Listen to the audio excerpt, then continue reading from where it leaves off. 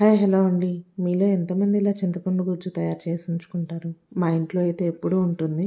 అలాగే ఇది 1 ఇయర్ అయినా కానీ నిల్వ ఉంటుందండి. ఎప్పుడైనా కర్రీలో పులుపు సరిపోకపోయినా కానీ ఇన్స్టెంట్గా వేసుకోవచ్చు. అలాగే చింతపండు పులిహార ఎప్పుడు కావాలంటే అప్పుడు చేసుకోవచ్చండి. చాలా త్వరగా సింపుల్గా అయిపోతుంది. నేను ఇక్కడ 1/2 కేజీ చింతపండు తీసుకున్నాను. ఇది ముందుగా ఒకసారి వాష్ చేసుకుని తర్వాత కొన్ని వాటర్ పోసుకొని 10 నిమిషాల పాటు ఉడికించుకోవాలి. లేదు అంటే బాగా హాట్ వాటర్ అయినా పోసి నానబెట్టుకోవచ్చండి. ఇప్పుడు ఇది బాగా చల్లారాలండి. చల్లారిన తర్వాత స్మాష్ చేసుకొని ఇలా గుజ్జు అలాగే తొక్కలు వేరు చేసుకోవాలి. వడగిన్నె యూజ్ చేసుకొని ఇలా గుజ్జు సపరేట్ చేసుకున్న తర్వాత ఇందులోకి ఒక 1/2 కప్పు ఉప్పు వేసుకొని ఒక 20 నిమిషాల పాటు లో ఫ్లేమ్లో పెట్టి ఉడికించుకోవాలండి. మధ్యలో తిప్పుకుంటూ కింద అడుగంటకుండా. మందపాటి గిన్నె అయితే చాలా బెటర్ అండి. ఈ గుజ్జు బాగా చల్లారిన తర్వాత గ్లాస్ కంటైనర్లో కానీ లేదా ప్లాస్టిక్ కంటైనర్లో కానీ స్టోర్ చేసుకోవాలి. స్టీల్ కంటైనర్లో స్టోర్ చేసుకోకూడదండి. పులుపు ఉప్పు వల్ల కంటైనర్ పాడైపోతుంది. వీడియో నచ్చితే షేర్ చేయండి.